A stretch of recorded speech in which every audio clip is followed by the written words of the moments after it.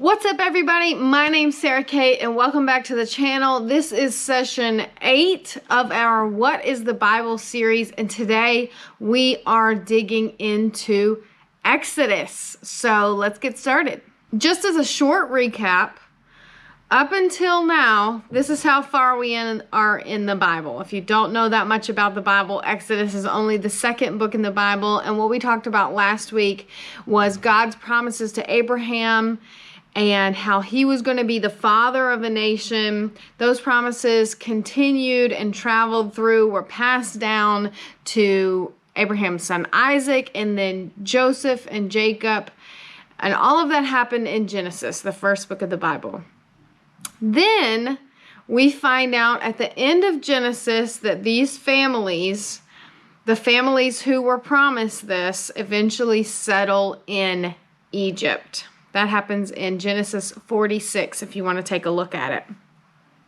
Then it's 430 years later. So there's 430 years roundabout between Jacob migrating to Egypt and then in Exodus, Moses and all the Israelites migrating from Egypt. And Genesis ends with the death of Joseph. And then in Exodus, it begins 300 years later. So there's hundreds of years between these two books. Then the beginning of Exodus tells us all about the growth of the Israelite people. In fact, it tells us that the Israelites, this is verse 7 in the first chapter of Exodus, says that the Israelites became extremely numerous. So I wanted to take a little sidebar here and talk about what does it mean to be extremely numerous. I want to put a number on this so that we can really think about, okay, is this 300 people? No, that's more than 300 people. So the way we're going to look at this is we can look at the time of Exodus later on.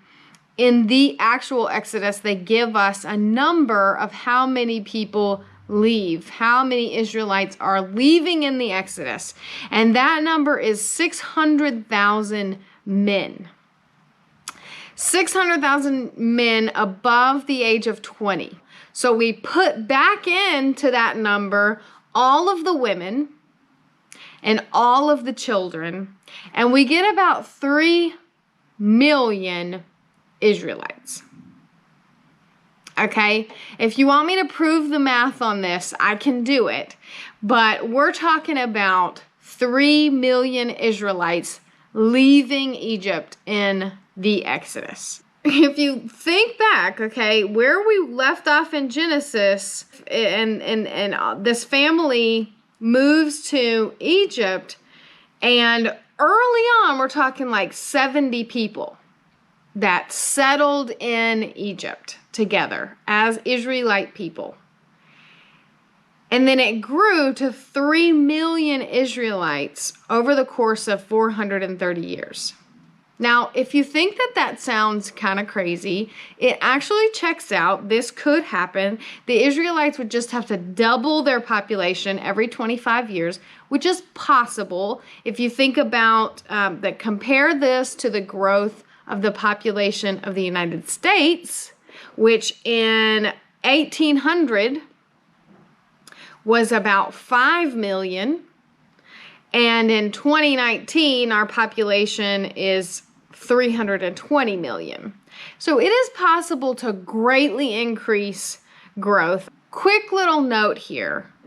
Why are we even concerned with the Israelite people to begin with? Okay. Let's remember the reason we're following this group of people is because the story is following God's people. The Bible is a story that follows God's people and God's history and what happens with the people of God.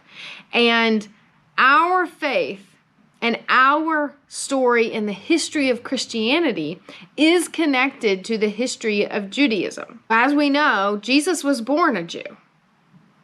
And we're leading up to Jesus here. This is where we're headed. to the birth of Jesus.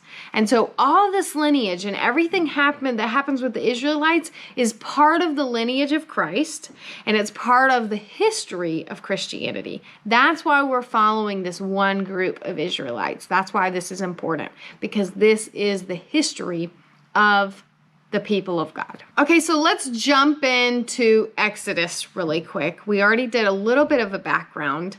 Here is a book summary of Exodus. If Exodus was a book in a bookstore, this is what the back cover would say. A Hebrew baby floats through river reeds and is found by a princess whose father wishes him dead. But the story of Moses is only just beginning. The leader of a race of slaves creates victory for the people of Israel in this death-defying saga. You will feel like you're part of the adventure in this epic page-turner. That'll make you pick up the book of Exodus, right? Right? Exodus is actually a pretty fun story to read. Of course, we have the 10 Commandments here in Exodus, all the plagues. Some really interesting things happen in this book. So, the overview here. We're going to follow Moses through his birth and all the things that happened to him at the beginning of his life that set him up to be the leader of the Israelite people. Then we follow him through the call out of Egypt and then the mass exit and the exodus of the Israelites. The book of Exodus provides really foundational theology about who God is, how he should be worshiped, plus his covenant with Israel, his plan of redemption for these people. We see God's love and just attitudes. We see how he treats people, his character. We see a lot of interaction between God and his people in this book, more so than in Genesis. Let's get back to a little bit of behind the scenes, and we're going to spend most of this video talking about some behind the scenes of Exodus because it is a really intriguing story here. The word Exodus, first of all, means exit or departure, and it's thought to have been written by Moses, maybe probably written by Moses, maybe probably written by Moses during those 40 years where they were hanging out in the desert. That happens in this story, if you didn't know. We're going to jump into a deeper look at behind the scenes of Exodus because a lot of what happens in Exodus can be connected to history that we have of Egypt. Let's talk about the Exodus, okay? The big thing that happens in this book. There are two theories about the actual timing of the Exodus. There's an early date theory and then there's a late date theory. And we're going to talk about what that means. So the early date theory of the Exodus of the Israelites is based on a literal reading of 1 Kings chapter 6, verse 1, which says this: in the 418th year after the Israelites came out of Egypt, in the 4th year of Solomon's reign over Israel, in the month of Ziv, the 2nd month, he began to build the temple of the Lord. Let's talk about what that means. Since Solomon began to rule in 970 BC, the 4th year of his reign would be, is anyone doing math right now? I didn't do this math. 966 BC. And the text says that the exodus from Egypt took place 480 years before this. So that gives us 1446 BC as the first date of the first approximate date of the early date theory. Based on this date of 1446, Moses would have grown up and lived for 40 years. We read about Moses' history in the book of Exodus. Check it out, go back, flip through. 40 years in the court of the kings, and he spends time in the 18th dynasty. Based on this date, Tutmos 1, 2, and 3 would have been the 3 kings in this theory. Now, based on this, okay, it is possible, it is probable, but not fact, that based on this date and based on these three kings being in power in Egypt, that the Hatshepsut could have been the Egyptian princess that saves Moses, finds Moses in the river. This is a picture of Hatshepsut. Hatshepsut. If this early date theory is true, if the Exodus happened during this time period, then Moses fled Egypt during the reign of Thutmose III, who was very powerful. And then if you remember anything about Exodus, he goes and he tends sheep for 40 years. Anyway, he comes back after tending sheep, and the court of Amenhotep II, during whose reign he led Israel out of Egypt, circa 1446. Then there's the late date theory. The late date theory is based on Exodus chapter 1, verse 11, that says this. So they put slave masters over them to oppress them with forced labor, and they built Pithom and Ramesses as store cities for Pharaoh. So Ramesses, the Ramesses mentioned here, based on the late date theory, could have been one of the Ramesses pharaohs of the 19th dynasty, which probably would have been Ramesses II. All of these theories are based on chronology of Egypt and the archaeological excavation of Egypt and Jordan that have to do with the conquest of the land by the Israelites. Both of these theories are not for sure, but the early date theory fits both everything that they talk about in the Bible and the history of Egypt and other archaeological history the most. Okay, so let's talk about a few of the leaders here in Egypt during Exodus. All right. When in Exodus 1 verse 8, it says that there was a new king in charge to whom Joseph meant nothing. So many years have passed between Genesis and Exodus, and so many years have passed between the beginning of the Israelites setting foot into Egypt and the current state we are now right before Moses is born, that the kings don't know the Israelites or know the story of them coming any longer. And there's a new king in charge, and maybe that this new king that's in charge was Hyksos. Hyksos was a Semitic line of conquerors from Asia, possibly kin to the Israelites, maybe. So Hyksos was driven out. The oppression of the Israelites probably increased since Hyksos, like the Israelites, were Semitic people, and their expulsion resulted in general anti-Semitic feelings and traditions and rules. Okay? Follow me? Are you following me? Let's talk about some of the next leaders in Egypt. Next was, after Hyksos as a leader of Egypt, 1545 BC, Amenhotep is a leader of Egypt. Then Thutmose I in 1529 BC. Then Thutmose II in 1517 BC. Then there was Hatshepsut in 1504 BC, who was the daughter of Thutmose I. Even though during this time many of the statues and icons and images represent Hatshepsut as a man, she was queen during this period.